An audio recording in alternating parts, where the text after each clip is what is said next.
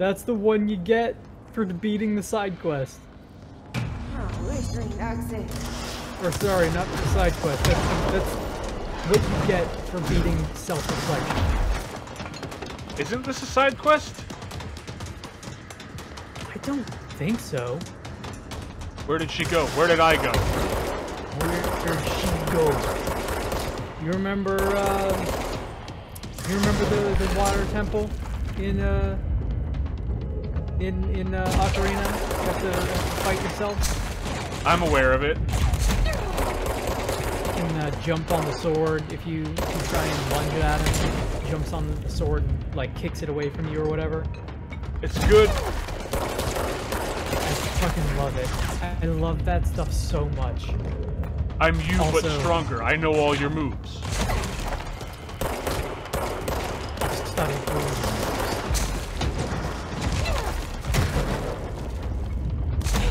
Oh, I love this. This is my favorite thing in games and media in general. Is just like the one-on-one, equally challenged fight. It is potentially the oldest trope imaginable in storytelling. Is like, of course, it's got to end with the sword fight and the one-on-one, but I kind of don't care. It's played out, but it's played out for a reason. It is a yes. It is a perfectly acceptable and reasonable way to end the conflict directly in your story by personifying it and giving it like one last wall and one last obstacle to overcome. And it's like you're overcoming yourself. You're becoming a better person by defeating you, and you're the only one that stands in your way. Like, you get it? But that doesn't mean it's not fucking great. It can be campy as shit and still rad as fuck. I would argue that it being campy only makes it cooler. I love camp and all of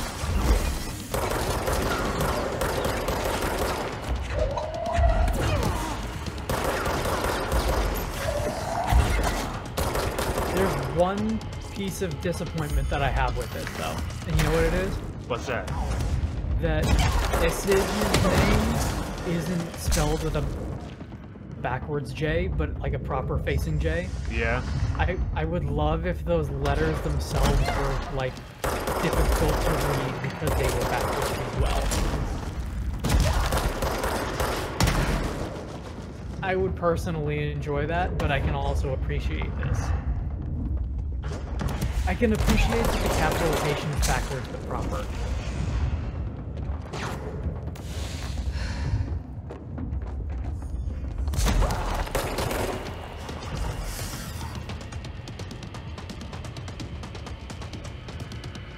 Now, I could be wrong, but I want to say there might be a situation in this game in which this boss fight changes depending on what you have equipped or not.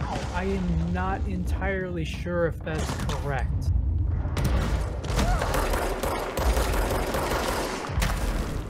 I wouldn't be surprised if it were, though. That's how I would particularly like to handle it. There is a boss in Metal Gear Solid Peace Walker that is... It's not you fighting yourself, but the difficulty of the boss directly relates to how much work you've done in the game up till that point. Snake Eater also has something kind of similar.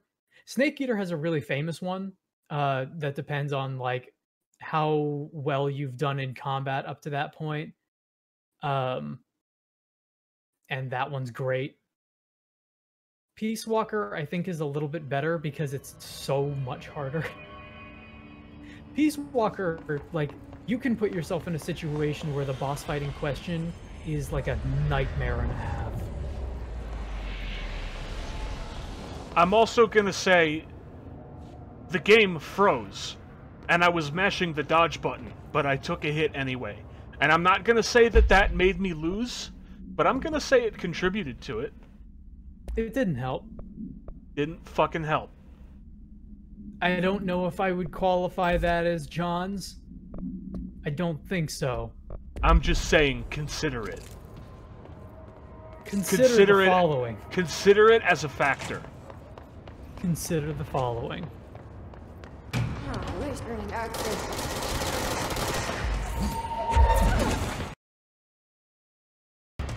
What a zone. What a place to be. What a world, what a life I live.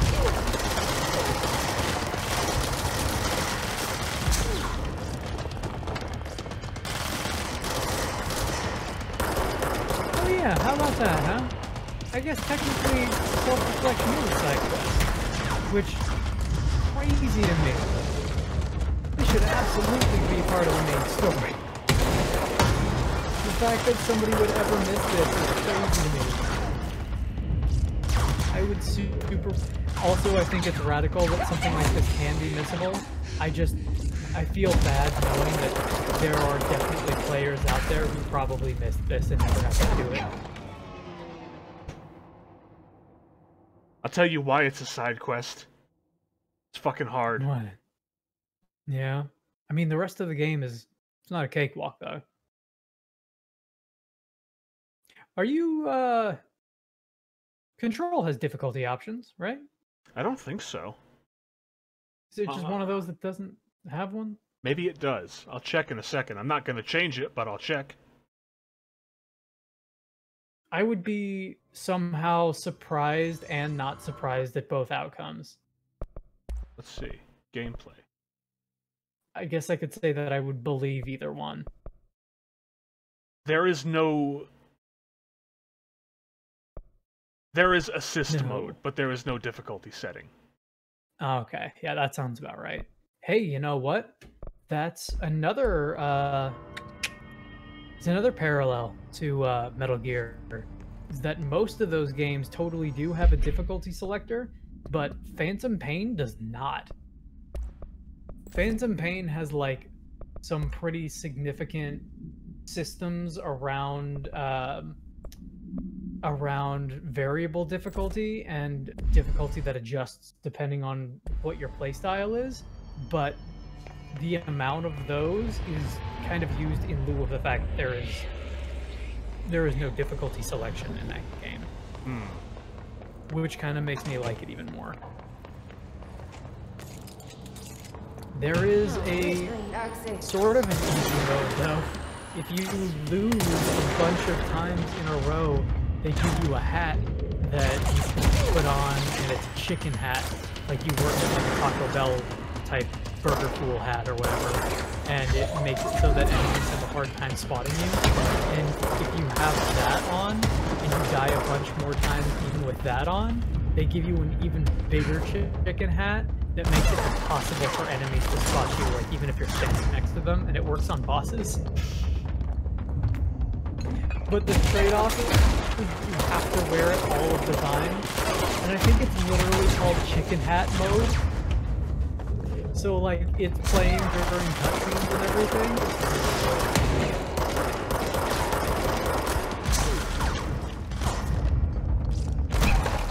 Now here's my question to you as somebody who's playing this sequence. Yeah? Is she using, is Isage using weapons that you're not using? That's what I was thinking initially. Like, is she using more than just one configuration at a time, or is she literally mirroring what tool you're using? I think that she is switching around. She's using two configurations. She has spin, and she has charge.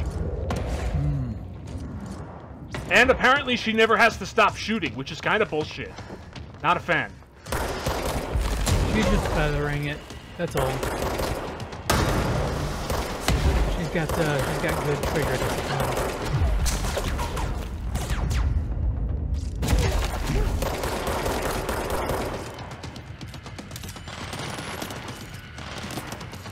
It also helps that they give like a faint like red glow around her for the entirety of the fight, so that you never really lose view of her because of the color palette. Mm-hmm. Good stuff.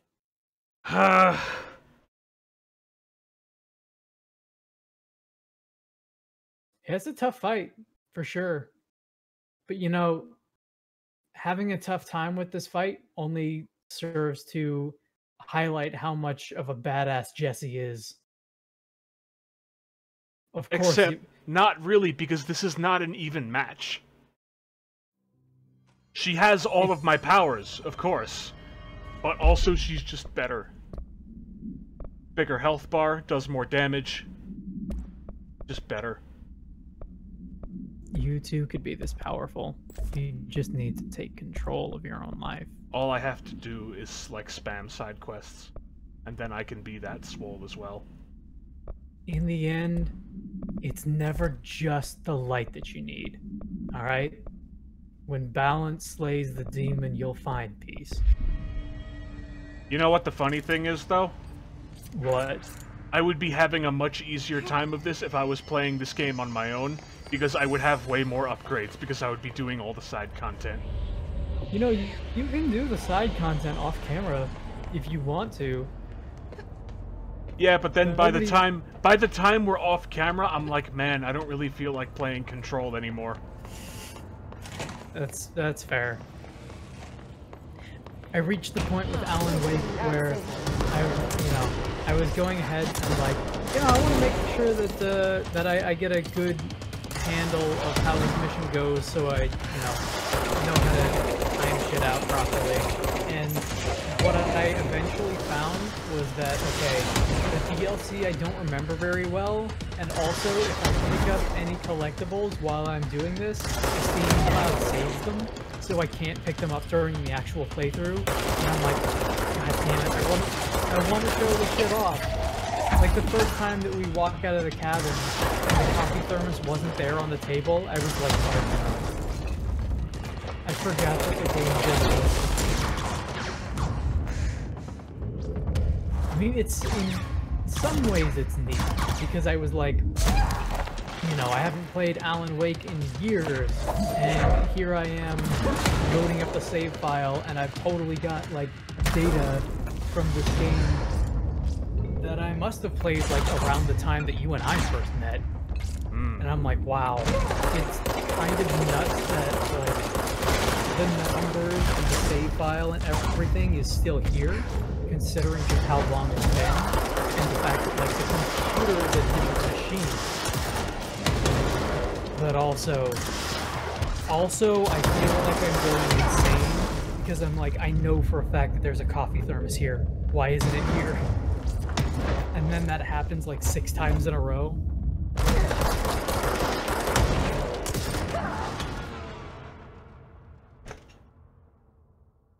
Health is a problem in this game.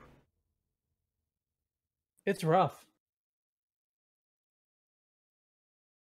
Especially in a situation like this one, where you've got a single entity that you're fighting, instead of like a room full of bad guys to essentially be health dispensers.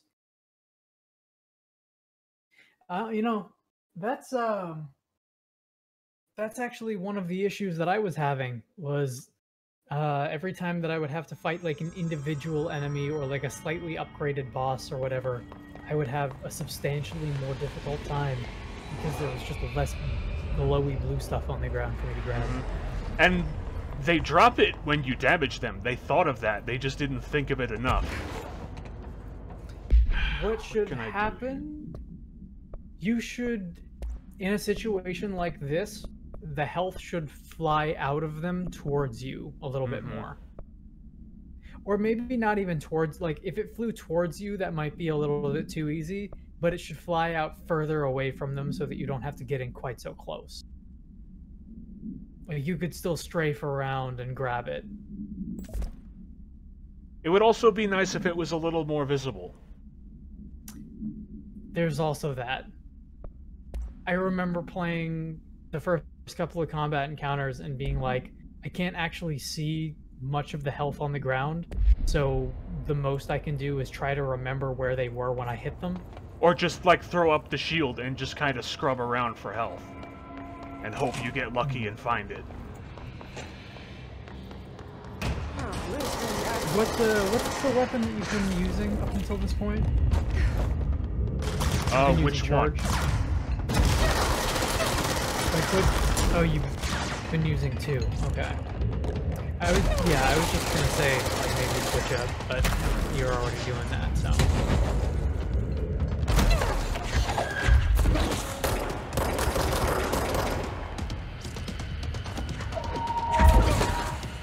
Oh, you know what? Here's a reference that I didn't pick up on when we were talking to Dylan. Dylan mentions that he has a dream about a writer who writes about a cop, and the cop turns out to be real, which is both your Alan Wake and your Max Payne. I like that their references go back as far as they do. I wonder if there are any Death Rally references in Control. Like, there must be, right? You would think. You'd think. I was always surprised to see Death Rally references in Alan Wake. And it was a shame that like, the audio mixing happened in such a way that it was kind of difficult to hear in that last episode. But when you're doing like the buffer card thing, right before the final run. Literally just, oh my god, it's like a Death Rally, and I'm like, fucking, come on. It's so corny, but I can't help but like it because it's very. Also, I edited that final boss encounter today. Yeah. And I want to say I must have put in like between 6 and 8 instant transmission sound effects. It made that final boss a lot more fun. Good. Like it was... Go ahead. I'm glad you did it. Me too. It was fun, but at the same time I was like cringing at listening to my own dialogue and misremembering quotes and doing, you know, badly, really getting hit on the back of the head with this axe. But at the same time, just the fucking Dragon Ball Z sound effects while Barry is zipping around, it made for a good way to wake up.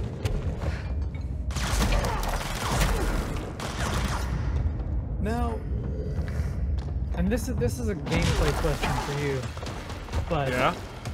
I know that certain enemies in this game have like a recharging shield. Does Isage have that? During phase 2, yes.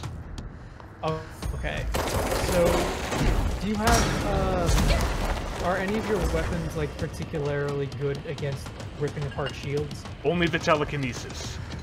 That's what it's for. Where did my fucking health go? God damn it. It took, like, one big hit.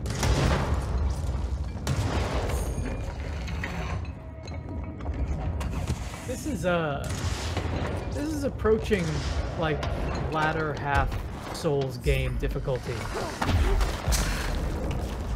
Of just a boss who is relatively evenly skilled but has better stats. Yep. It's just kind of all about movement and motion. Yeah, there you go. There's that shield. I see it. Something for everybody in the audience while we're watching this. So we already know that there's a bunch of weird stuff going on with Ahti, and we don't quite know what is going on. But like from moment one, it's clear that he is like an almighty janitor type of deal. And one of the things that I'll say is. Remedy being a Finnish game company, they make a lot of references to Finnish gods and Finnish mythology. It was one of the things that I was thinking of when I was writing that paper earlier. And Ahti is a Finnish god. I believe is god of water, or a water, like literally translates into water god, something like that. But he is like kind of along the lines of some of the stuff that they were doing with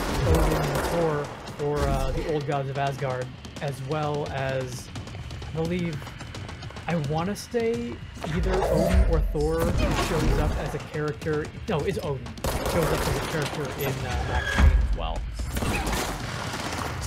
So, like, there are already a lot of illusions going on with Ahti as well, that both connect to the other games as well as being their own brand of, hey, maybe it's symbolic, maybe it's not, maybe it's just cool. No. Maybe it's just... I fucking swear to God with this fucking game freezing. All these particle effects. That's trouble. Yeah. There she goes. That didn't work. Shield and everything. It's a rough time. And there's obviously no mid-boss fight checkpoints. No. Certainly not.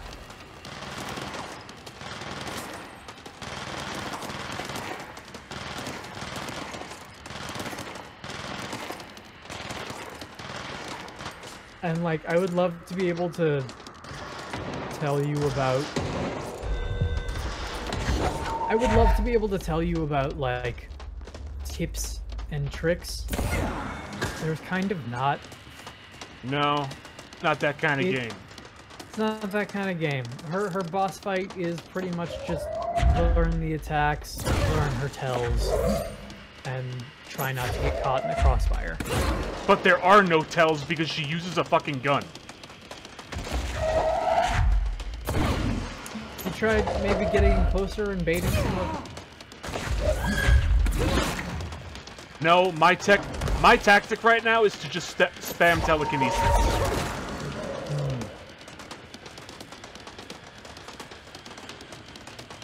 I will say that she does have more than gun and telekinesis. She's got some other stuff going on. With the delay, I'm not sure what you have and haven't seen, but she's got some stuff. And some of it is, like, close range.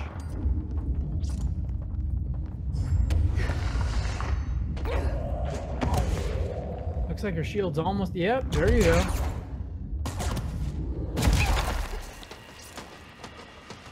Doing well.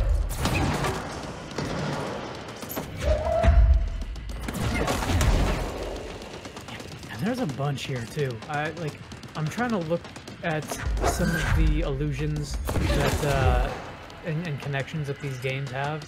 There is a bunch that we have both either not seen yet, or some that we've missed, and some that's just totally missable in general. One of the things that I like is they were talking earlier about Sheriff Breaker and Sheriff Breaker's dad, and actually a lot in Alan Wake, referring to... You remember we were picking stuff up there and talking about how, like, Sarah was pretty sure that there was some sort of agency cover-up thing going on. The secret society. The secret society of sorts, yeah. And while in Alan Wake, a lot of that is analogous to the Cookhouse Boys or whatever.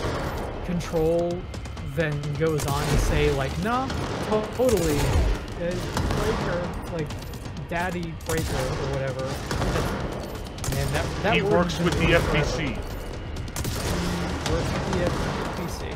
Also, I like them specifically pointing out the Alan Wake files as a book that was written, as a physical book that was written that you could buy. And there's some stuff in there that we kind of didn't get to talk about, but we'll bring it. No, you piece of shit! Oh no, motherfucker! I'm pissed about that. I'm gonna go ahead and capitalize this F and put it into the chat. Because I think that's what you do on this platform. I'm pretty sure. You're gonna see it in a second. You're gonna see exactly what happened. I'm gonna feel it, and I'm gonna feel sad about it. And if you don't get it, I'm gonna fucking explain it. Because you might not get it. I'm looking for it. Yep. That's what I was talking about. There's that close range. But here's the thing, right? Yeah. I was trying to jump so I could levitate, but there was a waist-high object behind me, so I climbed up it instead, and that made me drop my shield, and that made me get hit and die. Yeah. Well, hey, I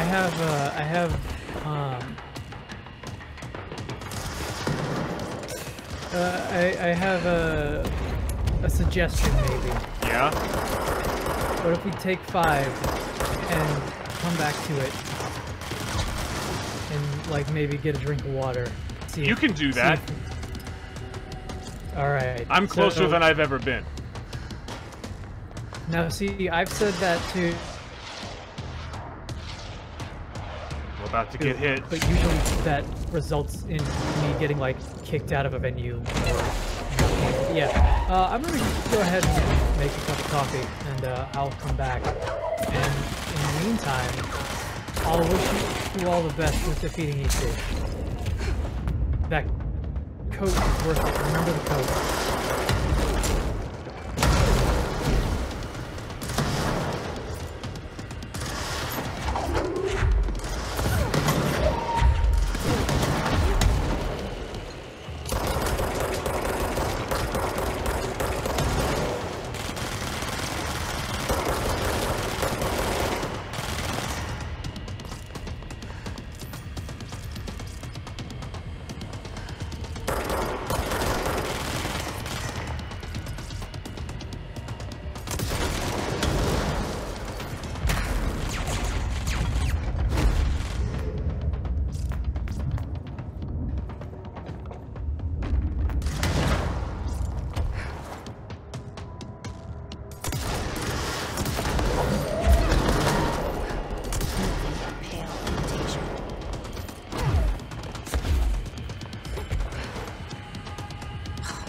One.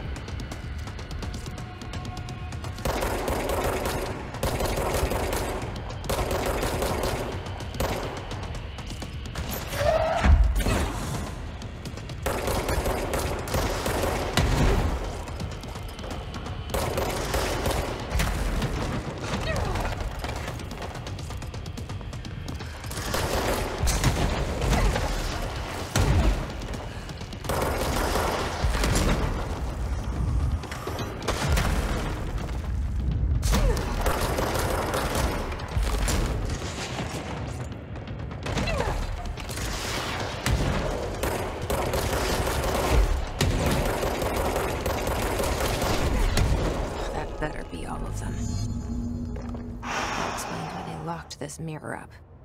That sounds like you did it.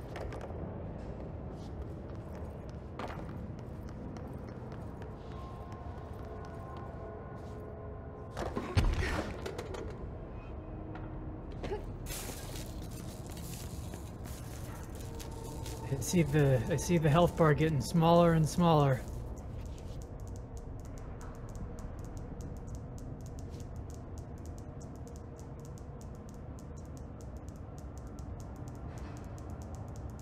Yeah, okay, very nice. Very nice. Took a lot of focus, but I did it. Hey, I'm glad that you did it. And you know what? I said it before and I'll say it again. That's my favorite kind of boss fight. Something like that should be that fucking hard. And it was fucking hard. It was.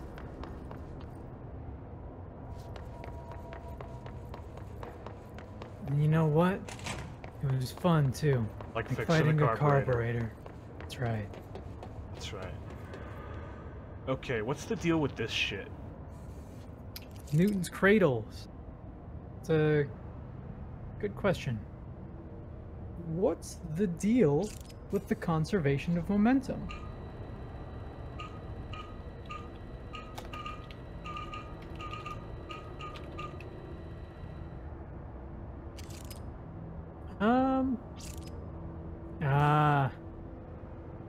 Okay.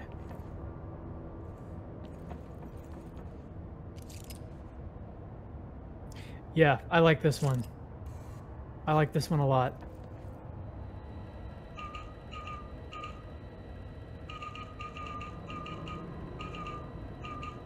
Do you want a hint, or do you just want to figure it out?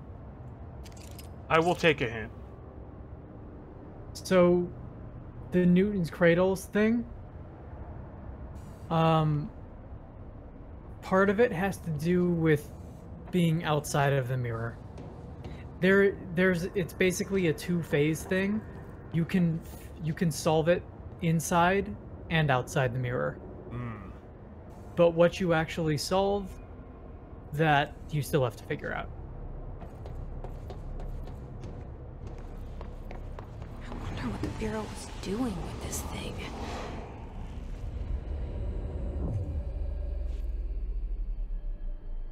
And we've got all the Metal Gear music in the world to clip between this if it turns out that it takes a while, so no worries. Well, it's cleansed now. The hiss is gone. It's dealt with. You know, maybe with the PlayStation 5 being a thing, and like older games suddenly gaining a new life, maybe this will be my opportunity to finally go back and actually play Horizon Zero Dawn. Maybe. Because I never did. And if that game runs better, then yeah, I'll pick it up. Because, like, Horizon Zero Dawn's problem for me was that it came out the same year as Breath of the Wild.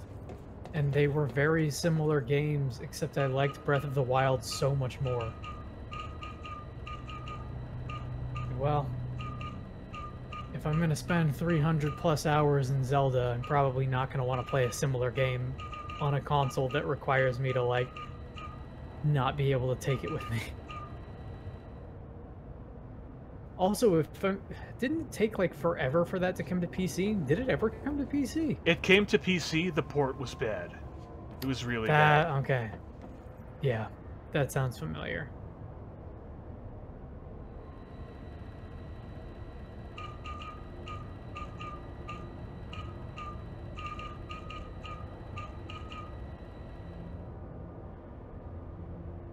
And you know, I heard nothing but praise for that game.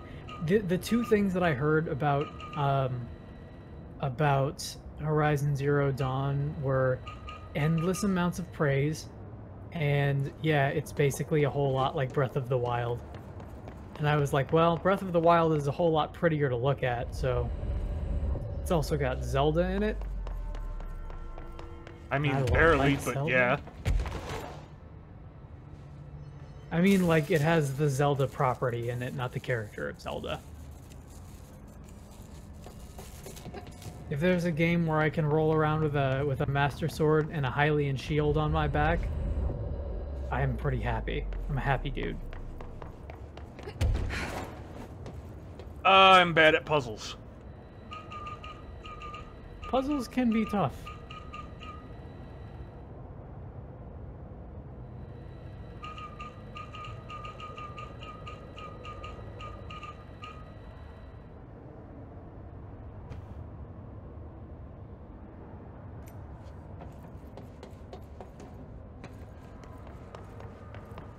Something I would like to make a note of. This that's happening right now, this kind of thing, this is why this game is going on for so much longer than Alan Wake. It's just so much time spent doing nothing. Well, so much time spent doing puzzles, but also the fact that side quests exist in this game at all is also why. Like you were trying to tell me at the beginning, oh, the run times are similar. No. The runtime for the main story and the DLC is pretty much the same. I just... You know me. And you know that I like to mainline the story and maybe cherry pick a couple of side quests on occasion. A lot of the time, though, because in my mind, a side quest is a side quest, you know? Something that wasn't quite good enough to be put into the main game. In my mind, a side quest is content. It is something specially designed to support and make use of the core gameplay loop. And see, if I'm playing the game, odds are I like the core gameplay loop and want more of it. I would say that your interpretation of this is the correct one, and that mine is the outdated one. I would say that pretty strongly, pretty straightforwardly. But also, like habits like that and mindsets like that are tough to break.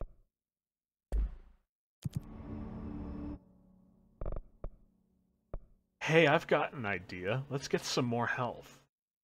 Health is probably a good idea. Maybe there are some side quests that will allow you to level up your health.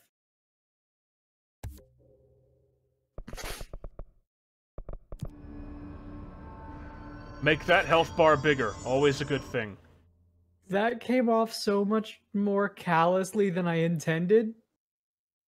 Let the record state and show and reflect that I have a smile on my face and that I'm laughing to myself. I can hear it. I'm not mean. I'm nice, but I'm bad at talking. Is that something I've said to you, or is that something from something? That's something from the share zone. The share zone, I'm sorry. The share zone. Which is one of my favorite Twitter accounts. Maybe my favorite. There are some good... You know what? If there's one thing that I sincerely regret about Death Stranding is the fact that when that game was in development, Kojima was constantly tweeting tons of really cool looking shit. And ever since that game has been completed and he's gone on into pre-production for whatever their next game is, his Twitter has like significantly slowed down in pace and consistency.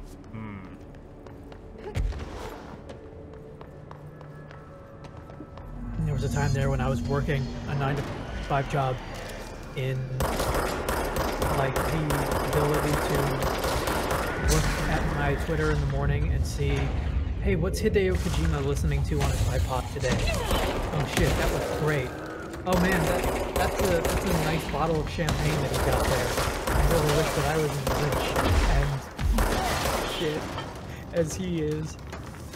And I would just be like, yeah, there's something comforting about looking at, I don't know, what sushi rolls did he buy from the place, like a floor below Kojima Productions office? And what has he got loaded up on his Sony Walkman? Celebrity gossip never went away, it just changed forms. See, it's not even celebrity gossip as much as the pictures that he takes with his cell phone, or I guess in a lot of cases, I think he actually has a DSLR at his desk. He does like he'll take pictures of minifigs and stuff because he genuinely enjoys just taking photos of random things in the environment, and he's got a real good eye, surprise surprise, for cinematography and just for like shot composition and making things look really good with not a whole lot of expensive tech. And I also really enjoy, he's got some good taste in music, as it turns out. There would be a lot of times when I was like, hey, what's he listening to today? Oh, the La La Land soundtrack? Yeah, fucking me too, I guess. Guess what? Good. Or like, what Smith's album is he listening to today? Oh, this one's pretty decent. There's gotta be a way to rotate these tracks. Maybe there's a control. Do you have a favorite Smith's album, Bix? Can't say that I do. I bet you do. I bet you do have a favorite Smith song, though. You know which one it is? What? Tell me for me. It's Panic. It's Panic because that's the one that's on the Shaun of the Dead soundtrack. Oh, I haven't seen that movie in so long. Man, Shaun of the Dead is one of those movies. Shaun of the Dead and Hot Fuzz are both movies that, like, I haven't seen those in probably 4 years, but I kind of don't need to, because in my mind, I'm like, no question, yes, those are still some of my favorite movies I've ever seen. Man, oh shit, that thing's getting close. Getting close. I make a habit of watching Hot Fuzz like at least once a year. That's one of those movies that I am so grateful to you for showing me. As a film, oh my god, I sound like such an asshole when I say that. As a film, oh yeah, only that? Only that and nothing else, as opposed to all of the other things that I say that make me sound like such a cool person.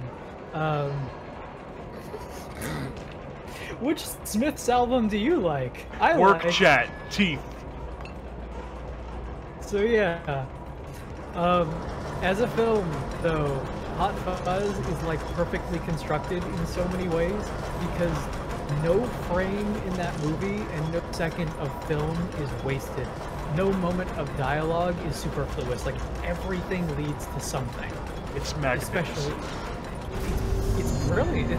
It's like a little puzzle box where everything fits together and makes this beautiful fucking thing once you solve all of it. And every time you watch it, you see something new. Even if you're somebody like you and I, who's seen that movie an ungodly amount of times, you still go back and you're like, oh, the fucking Swan Hotel, of course. Of course he's fucking staying at the Swan Hotel. No luck catching them swans, then. Yo, you know what movie we need to watch sometime? Like, what? Apropos of nothing? Shoot 'em Up. Shoot 'em Up's really good. That movie I haven't seen in years. I have it on my shelf here. Give me 1 moment. Shoot 'em Up. Here we go with Clive Owen and Paul Giamatti. There you go. Oh, it's so... I've got so much shit on top of it. I just dropped like a Sea of Thieves game card. Slick, stylish, and sexy, and very funny. Dive into the most thrilling blast of action entertainment ever put to... What does that say? Oh, my god. Ever put to film. Intense, gritty, and undeniably pulse-pounding adrenaline rush is so shamelessly over the top, it would make even John Woo jealous. When the man known only as Smith, a gorgeous streetwalker, Monica Bellucci, and a maniacal hitman, Paul Giamatti, gets swept up in a deadly game of cat and mouse, it sets off an explosion of armed thugs, flying bullets, and non-stop action so big it'll blow you away. Special features include a ballet of bullets for making the shooting nice. Okay, so what is your favorite moment in that movie? I think I might know it.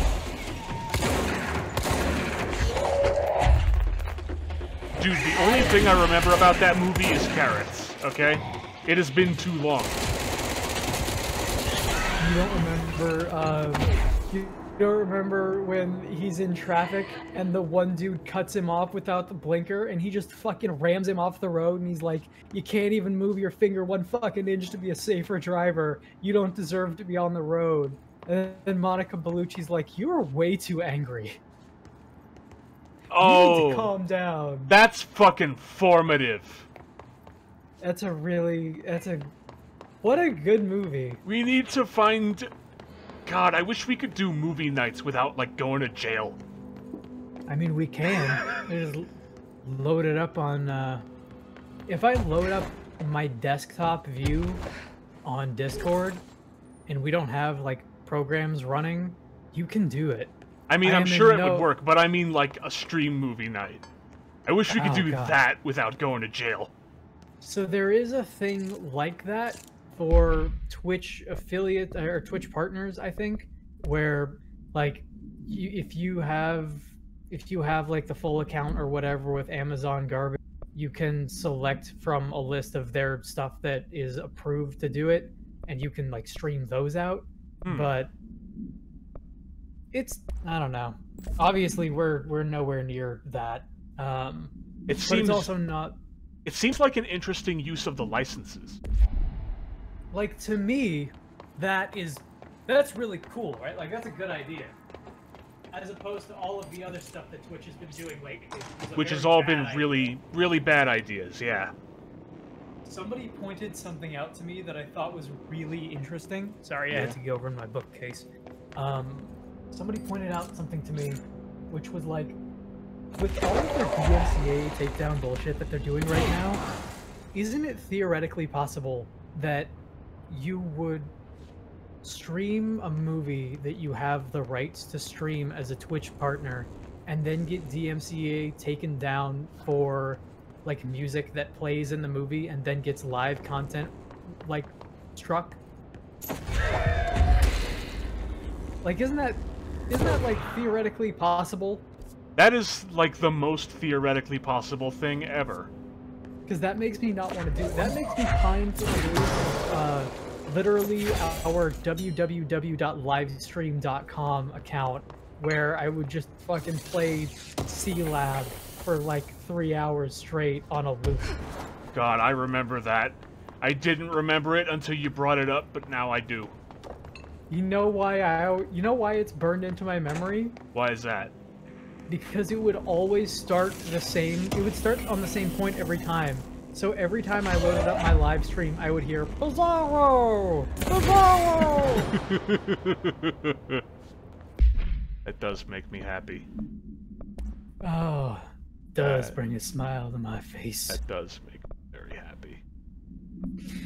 Oh man, do you fucking? Here's a question for you. Yeah. Do you remember the Photoshop wallpaper that I made as a background for that page?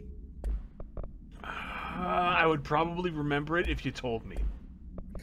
So, the main backdrop of it was like the gold and black city, like cityscape from Human Revolution. But on one side it was Jules Winfield, and on the other side it was fucking Dracula.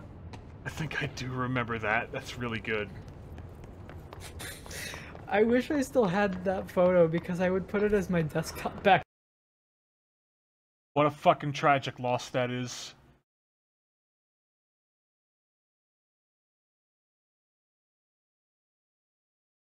Like the best Photoshop of all time, which is still the Photoshop of Patrick Boivin onto the cover of Godless Morality, Keeping Ethics Out of Ethics.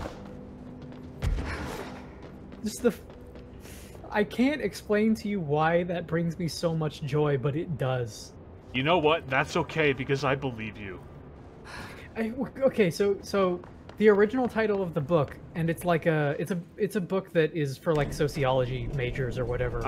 And it's something that I have definitely seen in university from multiple people. I think the original book is Godless Morality, Keeping Religion Out of Ethics. I think that's what it is. But seeing the title as Godless Morality, Keeping Ethics Out of Ethics, and it's just like a cackling cat like staring into the sky with those stupid fucking glasses on. Oh, what were like those my glasses? favorite. Was it like the anime cat glasses? Yes. Yes, that's good. And it's literally just like a still frame of him cackling into the night sky. Oh, it's so good. Hold on. I might have to have you pull this up on screen. Because it's maybe my favorite, it's maybe my favorite Photoshop ever.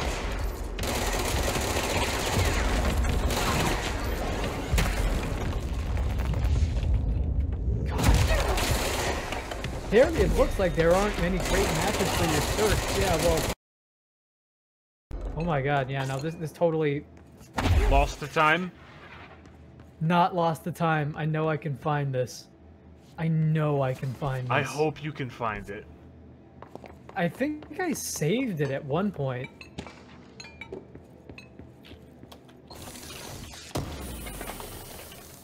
As I furiously type in the background because I need it. You don't understand.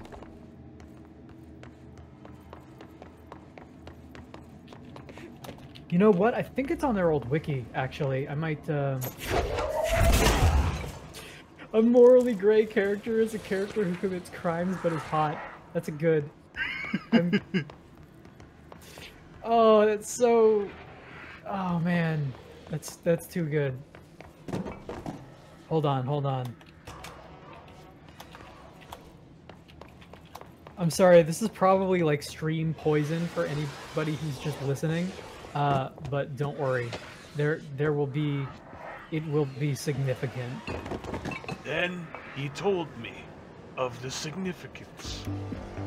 Ooh, America Overnight. Overnight, celebrating 29 Ooh, good stuff. shining a light in the Go ahead and look at that while I try and find this thing. Thanks for staying with us. Here's our first caller. Hi. What I'm about to tell you, if Come they on, found man. out, I don't know what would happen. If who found out, brother? The men in the suits, they told me it was an industrial accident. Don't This is fail me something now. else.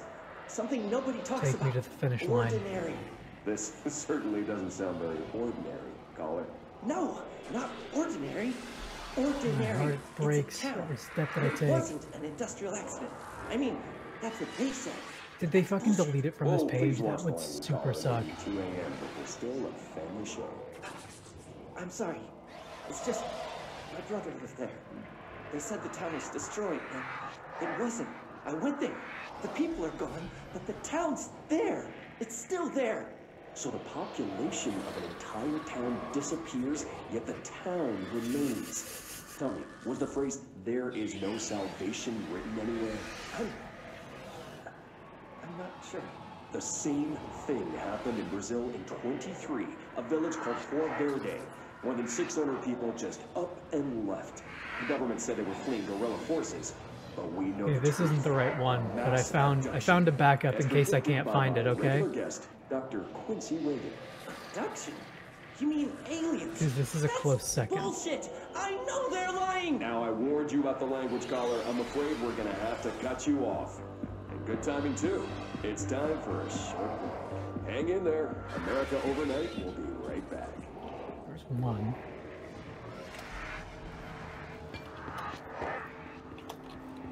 And it looks like we've got another Dr. Darling presentation.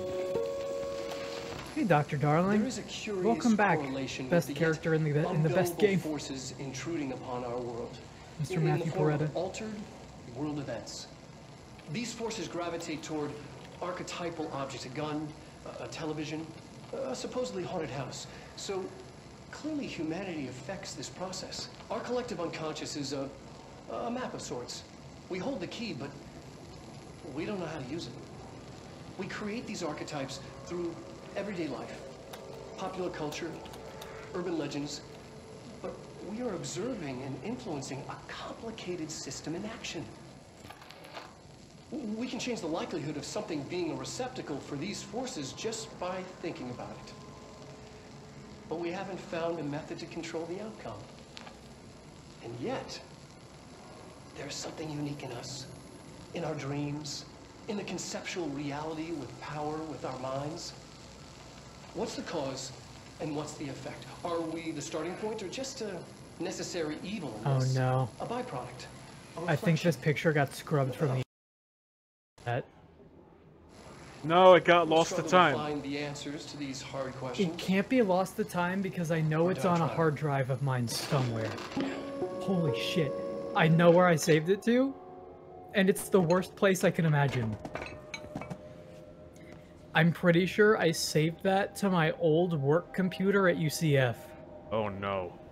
And, like, kept it as my background after I quit. So, whoever took over my position after I left. If you're watching. If you're watching, I love you. I'm sorry. Also, send me that picture, please. I need it.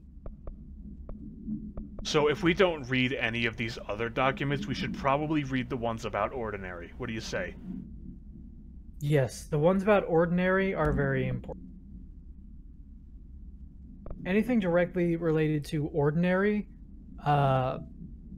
anything directly related to Dylan and, like, the paranatural people, and anything relating to Bright Falls. Everything else is kind of just flavor, but those are like 60 to 70% of the extra material in this game could be considered flavor, and the remainder is lore, I would say. The first slide was a room with dirty wallpaper and dolls on a shelf. There were lots of dolls. DF interview 2002. The house was empty. No one lived there. We played in there a lot. It was our secret playhouse. JF therapy session 2010. I went to school with Neil. Some kids called him Nosebleed Neil. Note, likely Neil Hosenberg. Missing. It was me. Shit. He had asthma. Tom. Note, likely Tom Barlow. Missing. And his gang. Freddy. Note, likely Frederick Bartwell. Missing. Hugo. Note, no one by this name was found in public records. Bullied him. We brought Neil to the dump to play. DF interview 2002. Unconfirmed existence of additional slide. Designation house. They got it's interesting to me that Dylan's are in 2002, because that means they picked him up, like, right after. Oh yeah, they nabbed him at the time, and he's Like, just been missing ever since. Like, we brought it up a couple times, but Dylan has been raised in this facility. Just fucking terrible. No wonder he's so fucking maladjusted. I said that at the time. Jesse and me followed the dung monkeys to the cave. There was a lot of them. More of the kids from the town had joined up. It was really scary. Jesse grabbed the projector and we ran as fast as we could. They chased us. I fell and hurt my knee. Jesse tried to help me, but the dung monkeys were coming. They were just about to get us, but then Neil showed up. Neil looked like a dog, like a melted dog, but I knew it was him. Neil said a lot of times he didn't like being a boy because Tom just beat him up. I think he liked being a dog. DF interview 2002. The projector wouldn't turn off, so we changed the slide to the hand. I heard her immediately. She promised to help. JF therapy session 2010. Jesse said we should call her Polaris because she was doing stars at school, not scars. That would be weird. DF That would be weird. interview 2002. Yeah, he said all that. Additional slide. Designation. Hand. SID 36 is verified and in bureau possession. Unconfirmed existence of paranatural entity. Designation Dog Neil. EID 19930. I didn't think it would say Dog Neil. I thought it would say, like, the Polaris. Wait.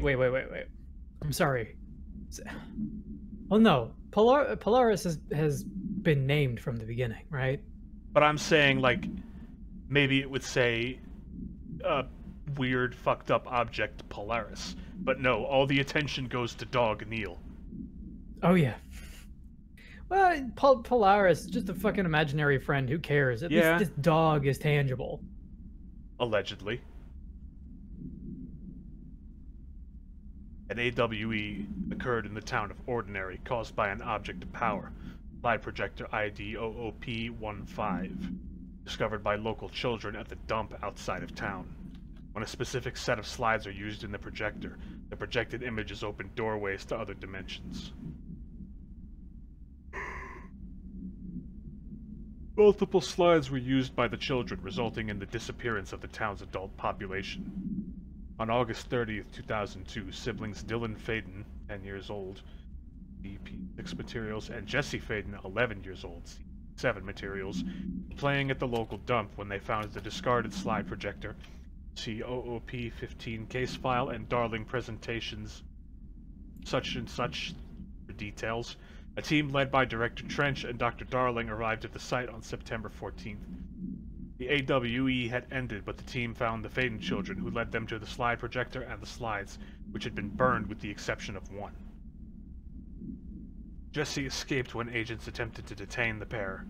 In total, 17 surviving individuals were found in the town. All of them were brought in for questioning and tests. See interviews and prime candidate program files.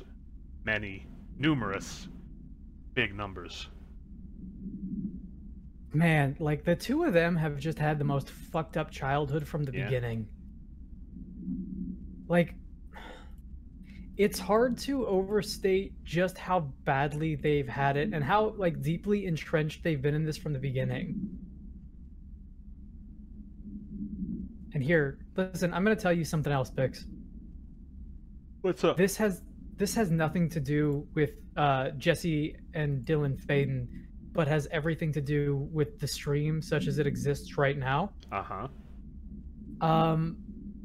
I have instead taken it upon myself to redo this shitty Photoshop so that I can send it to you and we can put something on the screen at some point, okay? Wonderful.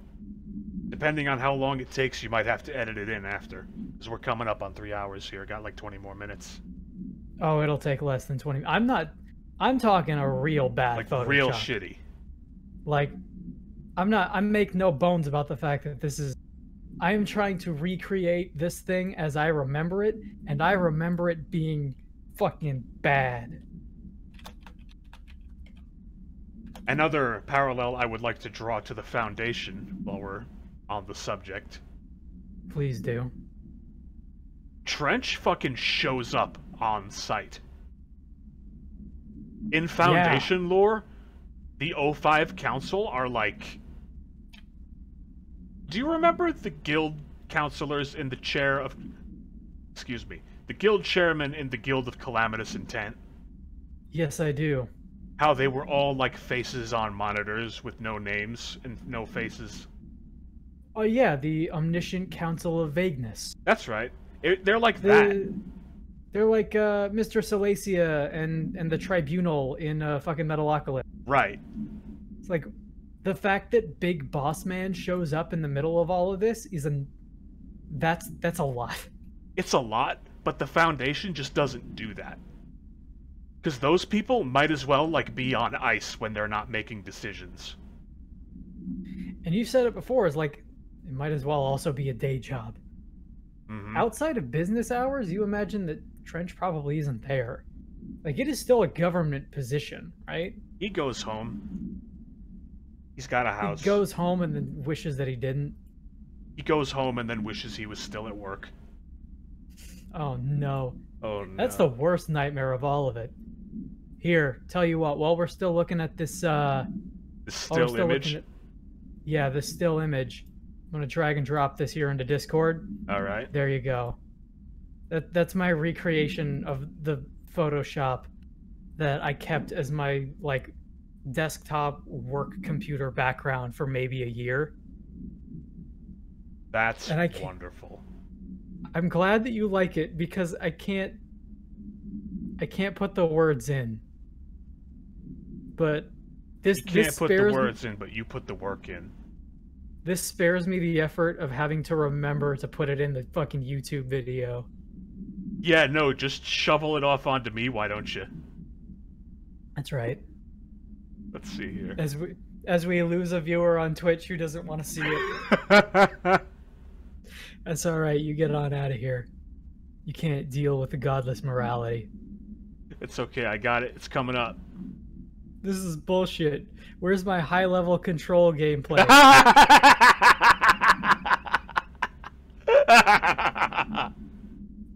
This isn't the speed run that I was promised. Oh, high level. You're killing me here.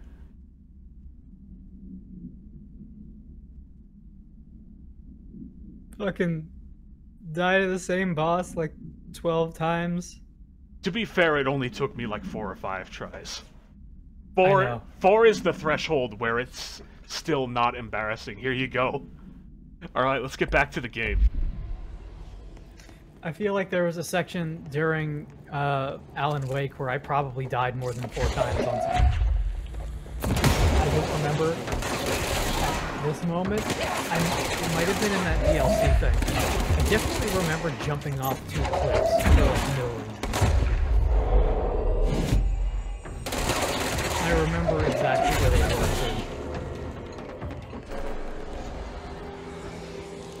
I still can't fucking believe I did that. It was just my fault of, like, not looking at the level geometry and being like, oh yeah, that'll probably kill me. Yep, that'll do it. I would love to be able to use this as the thumbnail for the video. Annual evaluation It's not gonna happen. Formerly P6, but you know what would be great? If it would show up as the thumbnail on the Twitch. questions asked here correspond to the 5th iteration of the I would be gunner's very happy with psychological that. assessment. Are you ready, Dylan? Let's begin then. In a single word, describe the world around you. Where's Casper? Dr. Darwin Entropic is out of the building today. Echo, He's rather. never out. He didn't want to come, did he? Epco sounds like a fake oil conglomerate. To tell Darling it wasn't my fault. I couldn't control it Also, yet, Bix, but how long are you I gonna can leave now. godless morality on I screen? learned. Until I feel like it has to go. In a single Please word, take it off of the screen. describe the world around you. A prison. A It's cold, gonna cover up the. It's gonna prison. cover up the FBC shit. What is the next number in the sequence 3, 6, 9, 12, 15? 18. I mean, at least What this day is is an it, easier edit How to the hell make would I than know? It's not like you the give me a instant calendar. transmission You noises. find a rabbit in the woods. It is breathing, but not moving. Because the Cannot thing see that I any forgot light. about the instant do? transmission was like Leave it. we had to do it Expand the on one that. time, It doesn't right? matter. Where The he's rabbit's not in the real. where None he's of in it's real. the thing. What And he's day like, is it "Oh today? man, your best You friend was enjoy Zane. I asking guess I people gotta go questions that away." can't be answered? And we were looking at him, and he Does it teleports get away. you up in the morning? But the Will you thing dream that I of doing as a forgot is scared, how much stupid he little girl? teleports both Can you in describe and a out dog of to me? combat. In And I was ordinary, like, we "Oh had a shit! dog. If I do this Nosebleed once, I have to Neil. do it And every when it all time." went crazy, you know what I mean. Nosebleed Neil turned into a dog. Or something like a dog. What day is it? So, Fuck off! Tell you what, don't know. Bix, while we're talking about Ordinary And godless morality. Dylan, calm down. and godless morality and keeping the ethics out of ethics, Are you watching this? there is a a music-based Easter egg in Alan Wake that I would like to bring up to you, because we'll talk about it. I'll give it like an offhand mention when we do the same thing in American Nightmare, but because it's music-based, we can't actually listen to it. Uh-huh.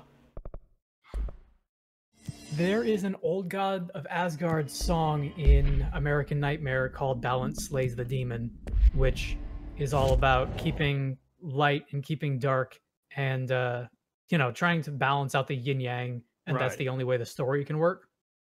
At the end of that song, or not at the end, in the middle of that song, right before the second half comes in, there is a backmasked message that when you play it forward says it will happen again. It will happen in another town called Ordinary. And that was it. That was all we knew in like 2010 maybe. Like that came out at the time in American Nightmare, and we didn't know what Ordon as a town until 2019 when Control came out. That's fucking awesome. That is something that I've been holding on to that for so long because it is such a fucking gonzo reference. Like the amount of time spent on that as a cliffhanger is fucking nuts. It's an insane cliffhanger. It's an insane cliffhanger. It was a decade-long cliffhanger. And, like, to think back to me playing American Nightmare and then going on YouTube, like, oh man, this song's awesome. And then listening to that and being like, in a town called what the fuck does that mean? And getting no answers for 10 years? And on top of that, on top of, like, not getting an answer for that long, it's also just, there's a lot of it. Like, Alan Wake ends with, I would say by this point, Alan Wake's cliffhanger is kind of notorious. The phrase, it's not a lake, it's an ocean, it's up there with, like, yes sir, at the end of a fucking Metal Gear game. And it blows my mind that something like that was in there.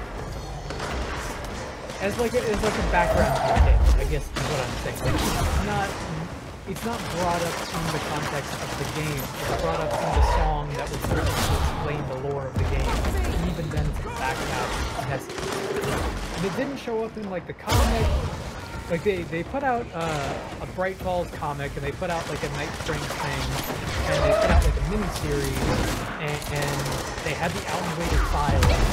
They had like all of this stuff, and they never mentioned Ordinary until Control came out, and we got an explanation for what that actually is. I genuinely think that is the coolest shit. That is why I fucking love these games so much. Like, that kind of thing has been on my mind with Alan Wake for the longest time. Remedy makes some good games. Remedy makes some good games. It's another one of those things, is like, Alan Wake's long journey, or Alan Wake's journey into the light is a long way, continues from here. And like lines like that, and the state that they were left in for as long as they were, just means so much more when you consider the reality of like how troubled the development of Alan Wake was, and how troubled the development of anything trying to bring Alan Wake back into the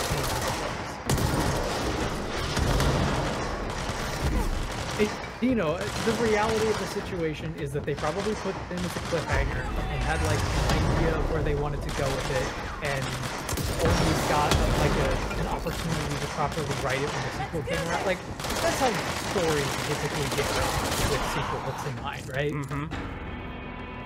But even that reality worked in such a way that it actually fits. Like, that's the other thing. Everybody fucking does that. Like, everybody wants to make their cinematic universe, and everybody wants to, you know, pretend like they planned it out from the beginning, and they'll like intentionally leave in cliffhanger. Like, Mass Effect does this really badly because Andromeda has like a ton of them that never get followed up on ever, and it fucking sucks. Guess why? This game fucking sucks. Andromeda came out and was so bad and was so negatively received as to shut down the entire studio and the franchise for years.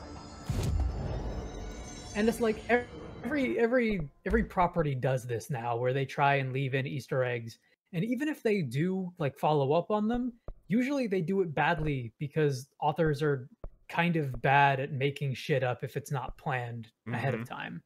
I have such a respect for a writer who is able to pick up on a detail and then seamlessly write it in years later. Like, that's something that we'll talk about with like the craziness of Metal Gear and how every Metal Gear since Metal Gear 1 was intended to be the last one. Like Metal Gear Solid was not intended to have a sequel. It's obvious by the way that game ends. Not the fucking credits stinger. That's just dumb. But like there's a finality in every one of those games. Because none of them were supposed to get sequels. Every single one, Kojima was like, okay, this is the last one. 2 is like a brutal takedown of the first game and everybody who enjoyed it for the wrong reasons. 3 is like, okay, you know what, we went pretty hard with that. Let's go ahead and tie this all up and tell the prequel and make it the most bombastic thing ever. And then 4 is like, well, people are still missing the point and they just want to play as Snake and not Big Boss. So what if we just made Snake old and dying and everybody's depressed and everybody's dead? And then 5 is like, well, we gotta keep making money. They keep throwing all this money at me, so I'll make a new one. And like every single game in Metal Gear is like tying up these loose ends that were not intended to ever be followed up on. And in some cases it does it sloppily. Like 4 has a couple of retcons in there that's not great. 5 has like 2 retcons that are actually pretty okay. And I think Metal Gear Solid 2 has 1 that I can think of. Maybe more, but I can definitely think of 1 retcon. But like, generally speaking, stories don't do it well. And I'm always impressed when they actually manage to.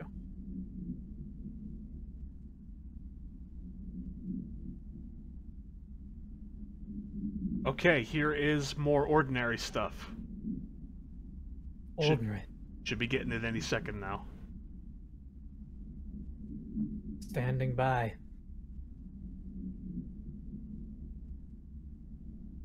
The hiss manifests in human hosts. There it is. After what happened at school to Miss Chester, we started spying on Tom and saw where they took the projector. DF, interview 2002. Tom and his troglodytes were using the Sled Hill Cave as their headquarters. That's where the projector was. They'd been using the temple slide. We called it that, but really it was a broken concrete thing, like a warehouse or a bomb shelter or something. Very dark. The Not Mother lived there with her babies, children, I don't know. She was feeding Tom and the others her milk. They were changing into little monkeys. We called them dung monkeys. JF, therapy session 2010. Extrapolated information. Uncovered existence of additional slides, designation temple. Unconfirmed existence of paranatural entity, designation not mother. EID 19928. I've got another one for you here. We went in and met Polaris, like a star. She told us we were special. She made us special. It felt like being born, or reborn, the world fading in for the first time. Familiar, but somehow different. JF, therapy session 2010. Polaris told us how to turn off the projector. The dung monkeys and the Not Mother were coming straight at us. Dylan was crying. I turned it off and they were gone. It was over. I took all the slides and burned them. All except hand. JF. Therapy session 2010. Extrapolated information. Unconfirmed existence of paranatural entity. Designation Polaris. EID 19929. There it is. There you go. And they also haven't, like, been shying away from kind of what Polaris is, I guess what it's implied to be, right? Mm-hmm. I don't want to go out and say it, but you get it, right? The signs and symptoms are there. We've got another one here. The second slide we called the meadow, but it was really just an empty lot with a bunch of weeds. There was a shack and a phone line. It smelled like flowers there. It was powerful, intoxicating. We had crazy dreams there. It must have been because of the smell. I didn't like it. Didn't like losing control. In the dreams, everything was melting, and then when we'd come out, everything had melted around the projector. JF, Therapy Session 2010. Neil was really into it. We found out he'd be coming there more and more on his own. Then Tom beat the secret out of Neil and found the projector. He and his goons took it. F Therapy Session 2010. We thought Neil had got lost inside the meadow when Tom changed the slide, but that's not what happened. DF Interview 2002. Unconfirmed existence of additional slide designation Meadow. This whole situation with like the AWE surrounding the slide projector is, Let's see what they have. like, on Jesse has order. been a hero from moment one and has received nothing but bad for it. It's all here. Our home. And you know, our it's school, funny the too, because like woods, the dump. they talk a lot in Alan Wake about like paying lip service to Stephen King and kind of his works. This is like the idea of the gang and the kids in the slide projector and all that shit is the most Stephen King bullshit I've ever heard, because it runs the gamut from like Stand By Me, Kids on a Railroad Track, and Hiding a Deep Dark Secret to like the fucking like the giant spider entity and demon shit in it. Ordinary AWE Stage 3, Public School Witness Testimony. Tom and the others had gotten worse, scarier.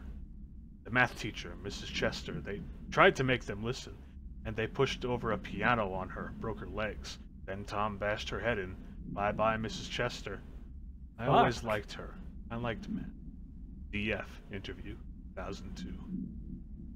That was the tipping point. It was Lord of the Flies level bad. Thank you for saying it, because that's what I was thinking, was Lord of the Flies. Exactly. The grown-ups realized something was wrong. The police came and literally dragged Tom and Hugo and the others away. Tom was screaming that the not mother would make them all go away. They enacted a curfew for every kid in Ordinary. Mom and Dad were pissed, asking us about the dump, about everything. I remember wanting them gone, like Tom had said. When we woke up the next morning, pretty much all of the adults had just vanished. Was I responsible? I don't know. JF, Therapy Session, 2010. Extrapolated information. Disappearance of majority of Ordinary's population confirmed to result from slide projector-related AWE. Man. What a fucked up talisman. And it's like, all of this did kind of come from people. It, like, the effects on people were, you know, caused by the thing, but like the deaths, the curfew, like the nightmare situation, it is very Lord of the Flies. And also, here's something a little, like, particularly sad that I find about this, and maybe it depends on how you read it, but like, for Dylan to be like, man, I always liked math, is kind of doubly sad, because you consider the kind of environment that he's been built up in, and the kind of world that he lives in now is like the most, like, math is built on a set of logic puzzles and logic rules. And the idea that he would be born in and around, or not born in and around, but like raised around the oldest house, and the reality of what he is, and what he's had to live with, is the most, it's a nightmare. It's awful for him.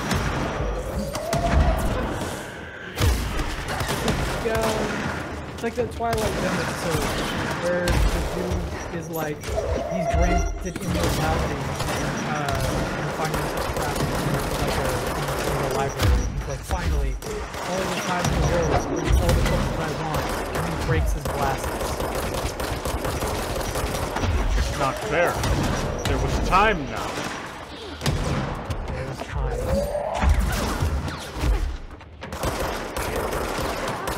Oh, how about that, huh?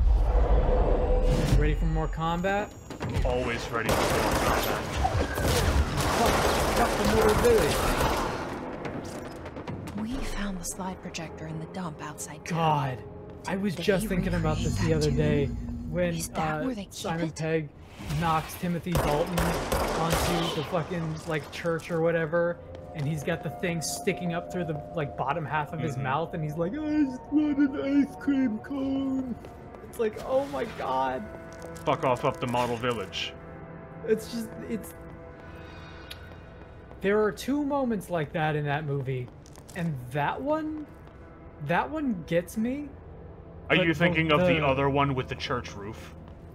The church roof one doesn't get me. 'Cause Really? It looks a little too fake. It's They say so when you goofy. visit your childhood home, It's so goofy, and everything it looks feels small, very fake, and like I'm a just like, miniature. Not real. If They got it that had been right. like a brick that fell down and Yeah. gonked him on the head, like that would have got me. But the one where Timothy Dalton like trips and falls head first onto the pike, and it sticks up through the bottom of his chin, and he's not dead, is like, oh man. I think the part where he's not dead is where it becomes funny. The part where he's not dead and asks for ice cream is what makes it funny.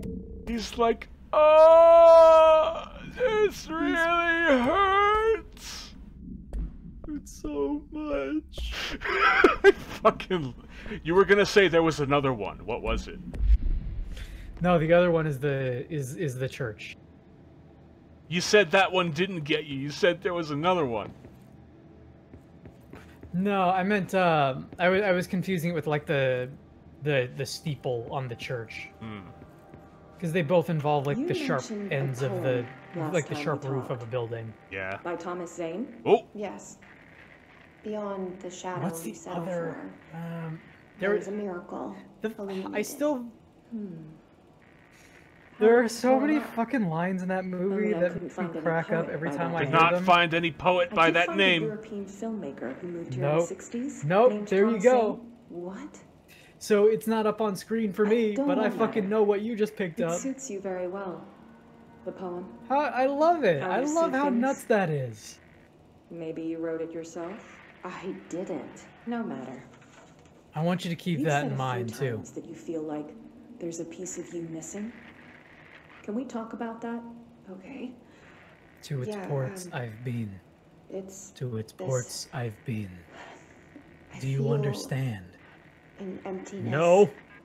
A yearning Fucking for no. something that I think I lost. It's natural for you to feel that way.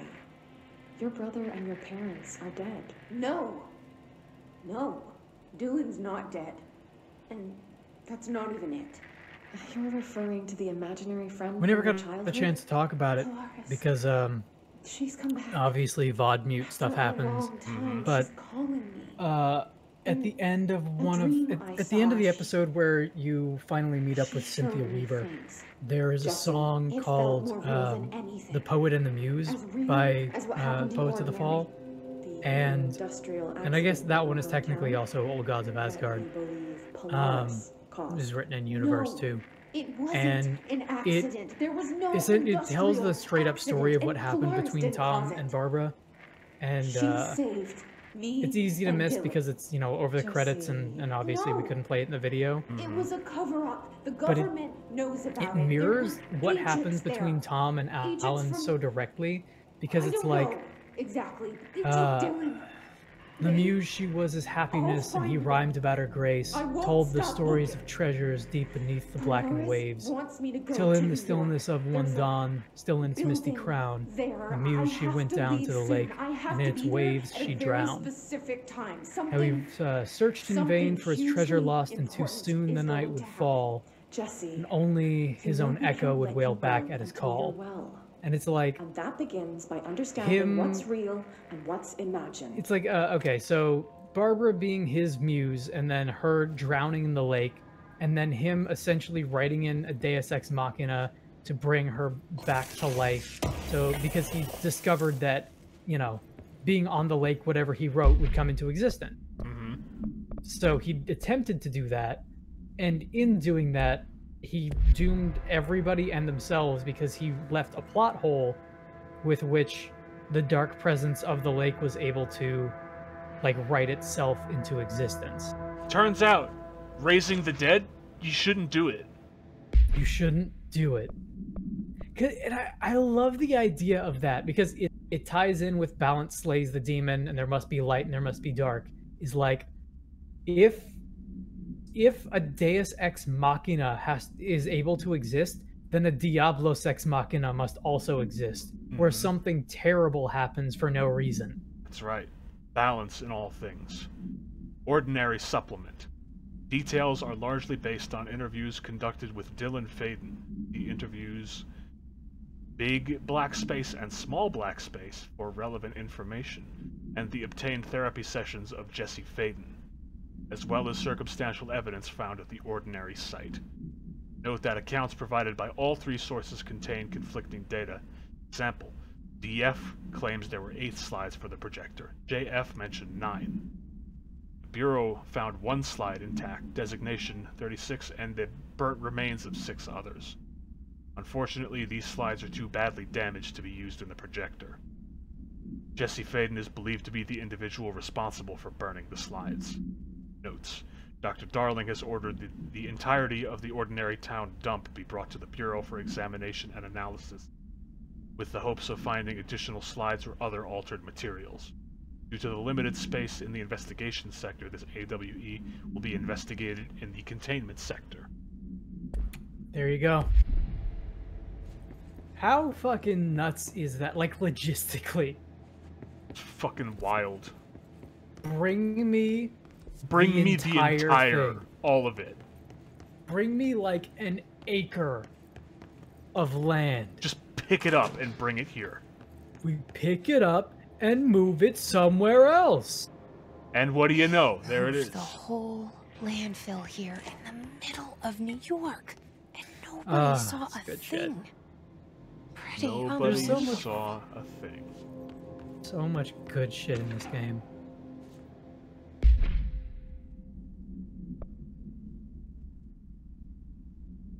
By order of Dr. Darling, all work in the Ordinary dump is to stop effective immediately.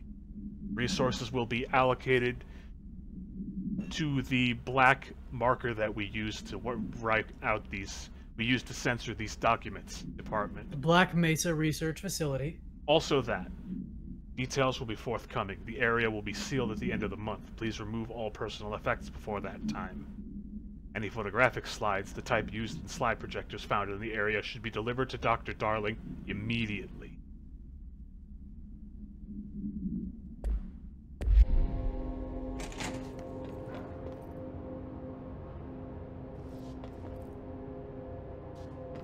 So here's something that's, like, wild to me. Yeah. Is we're getting to the point, just in terms of the progression of time and technology, where you could reasonably see a car like this in a landfill. I'm still looking at the page on screen, but yes. It's like this car from, like, 2005. Okay. Okay, yeah. Well, I mean, I've totally seen, like, you know, when cars go bad, they go to the dump and then trip them.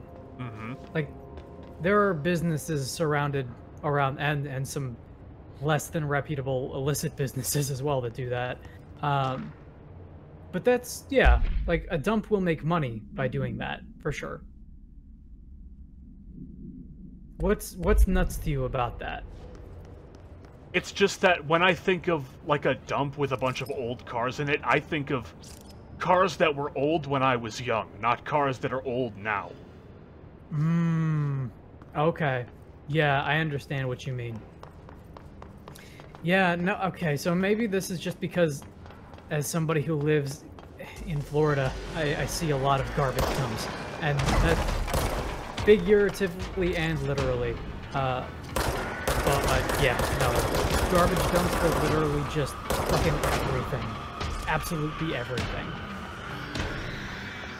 Whether it's old and new or not. In fact, a lot of what you see in garbage dumps, at least from the street view, and like landfills and shit like that, tends to be cars like this, because people will specifically go out of their way to try and find older cars and like older frames in the dump so that they can reliably bring them back up and restore them so that they can have them. Whereas, like, nobody gives a shit about like a 2005 Chevy Malibu. Yeah, like if a Honda Civic or whatever shows up in the dump, okay, whatever. Maybe smelt some parts down for copper, I guess? I don't know. You can probably salvage the car stereo if it's intact and maybe sell that. And the rest of it just gets melted down. Fine. You know what? The less cars in the world that look like that, cool. I feel like I would be a car person if cars looked cooler. How's that for a take? They used to. They don't anymore. Right? You know what still looks really cool? A motorcycle. No, those also look kind of terrible now. Actually, you're right. I've seen some choppers that look pretty bad. Like, modern Harley-Davidsons look fucking terrible for me. In addition to being built horribly by virtue of being American. Yeah. You're gonna like, they've got this one particular model of Triumph motorcycle that shows up in multiple Metal Gear games. And they went to the trouble of rendering that thing in 4 separate games, and it looks great every time. It's just such a weird thing to keep bringing back, too. It's a weird thing to be bringing back, but I guess once you're bringing it back, it's not that weird. And it depends entirely on your, who you are, I guess. What you value in life in this world.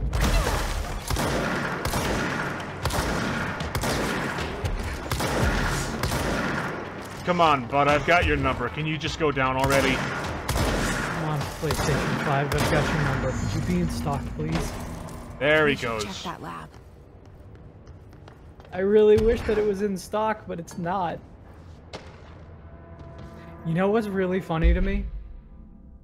The PlayStation 5 has been getting, like, review bombed on several retailers, and it's mostly just people like, I can't buy it. You sold it to scalpers, you sold it to robots. Mm-hmm. I can't buy it. 2 stars. Like, you go on, I'm on Walmart, Walmart, and it's, 2.5 stars currently. There's your Old Gods of Asgard album cover. Oh yeah? Did we get another one? We did. Should be coming up for you any second now. I forget which one this is. Big health boost. Rebirth. Yep. Okay.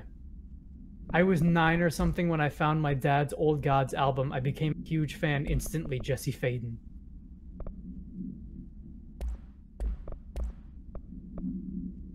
So how do you like that? What if I told you that the Old Gods of Asgard as an entity get, like, so much push in this game?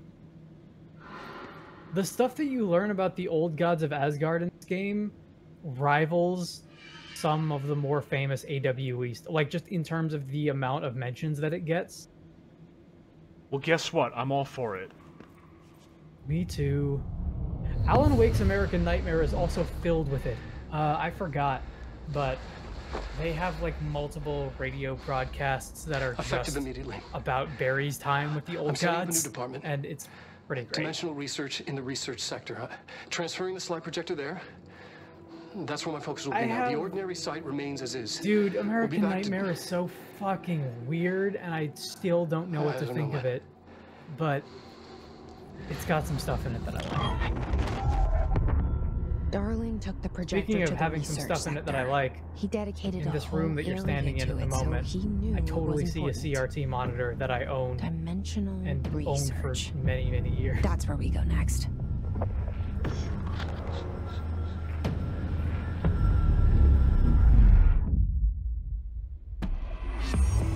You know what?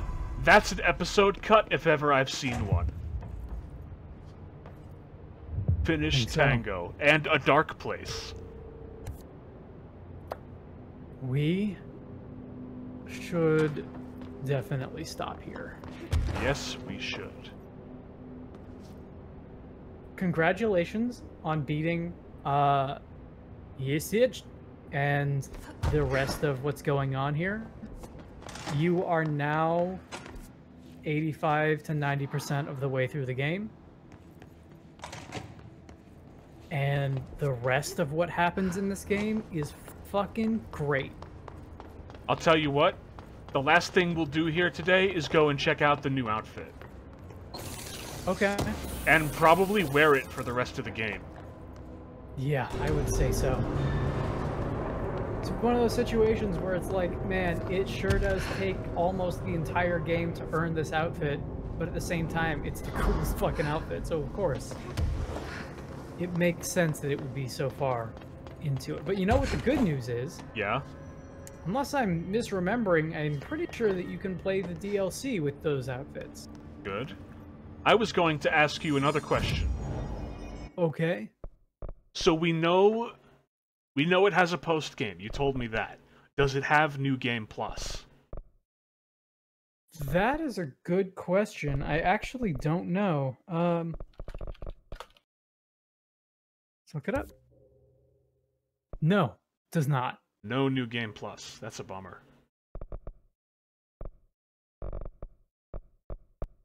Hey, you know what else? You know what didn't have a New Game Plus until it came to America? What? Yakuza 7.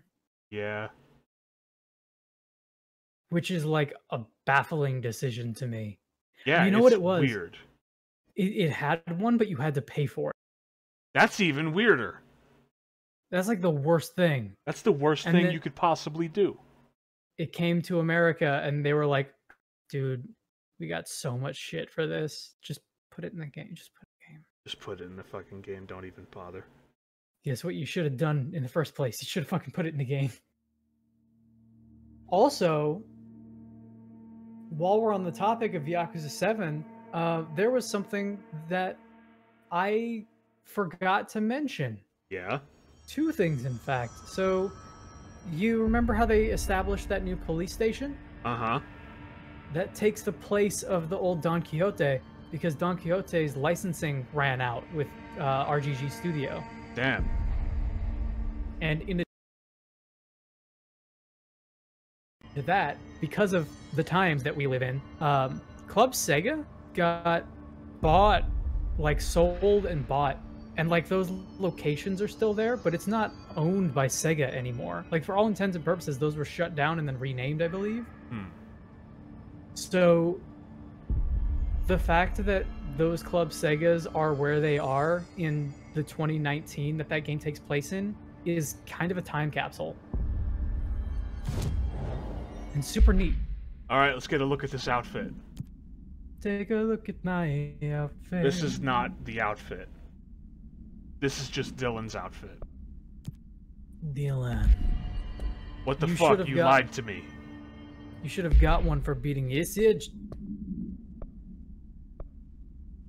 Maybe you didn't pick it up? Do you have to pick it up? I believe so. Give me a moment here. I grabbed this out of a locker. Yeah, the Jason. Fucking Dylan's you can get before, right? Okay, so where do I go to get this? I'm not leaving without it now.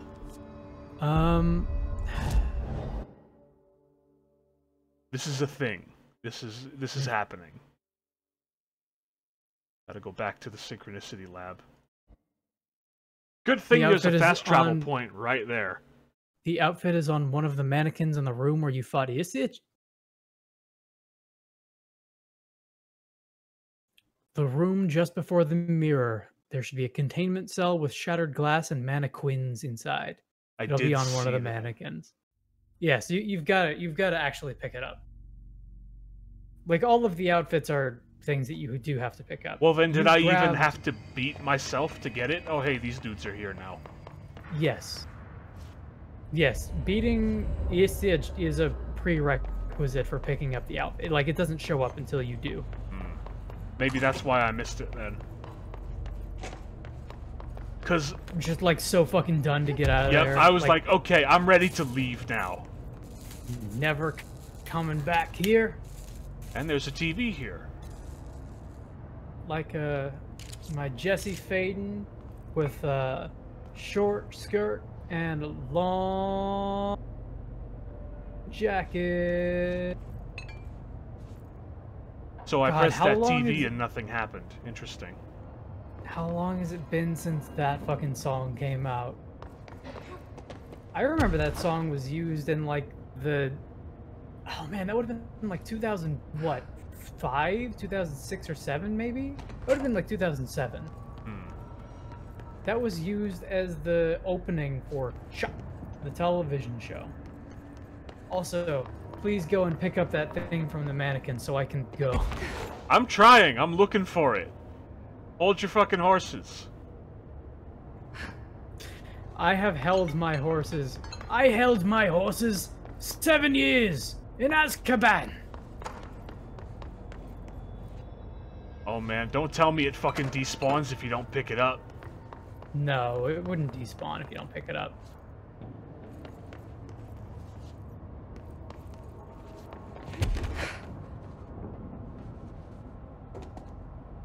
Might not be these mannequins. I'm looking for all of the mannequins that I can find. It might also be in the other lab. Like the real one? Yeah, like if you can't Yeah. find it in this room, Yeah, maybe it might you're be right. in a reflected version. Well, this is the reflected version. But what is the reflection if not the reflection of the reflection? Well, no, both versions are reflected versions of each other. Then where is truth but in the symmetry? All I want to know is, where's the caveman? You stand in front of a mirror and you're like, boy, I sure am glad that she's in there and that we're out here, and that she's in there and that we're in there and she's out here, and I just remembered that she's out there. There it is. What I want to know is, where's the outfit? You know what's fucking funny? I walked What? past that earlier and I'm like, man, that's kind of cool. I kind of want to wear that. Good. Good. It's a nice looking mirror, though. I say with my 20 seconds of a Twitch delay.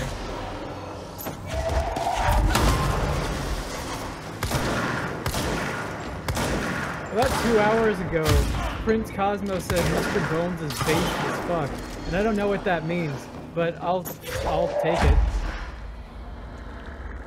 Grab that overcoat.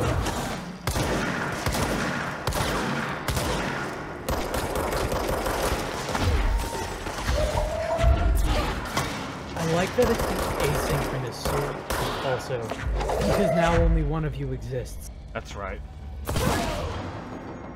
You know what they say, there can be only one. There can be only one. Am I glad that he's frozen in there and that we're out here? And that he's the sheriff and that we're frozen out here and that we're in there and I just remembered we're out here. What I want to know is where's the caveman? That might be one of my favorite video edits of all time. And right up there with it is Dale Gribble as a robot.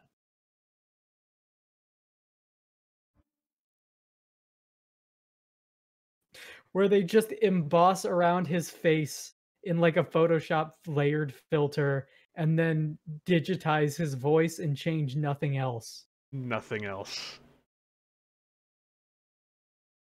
Robots. Robots. Robots, huh? Robots. Hey, ever make a robot that runs on propane? No. Okay, now let's get it. Yeah! That's what I want. Gun and a long jacket. Doom, do-do-doom, do-do-do-doom, do-do-doom, do-do-doom.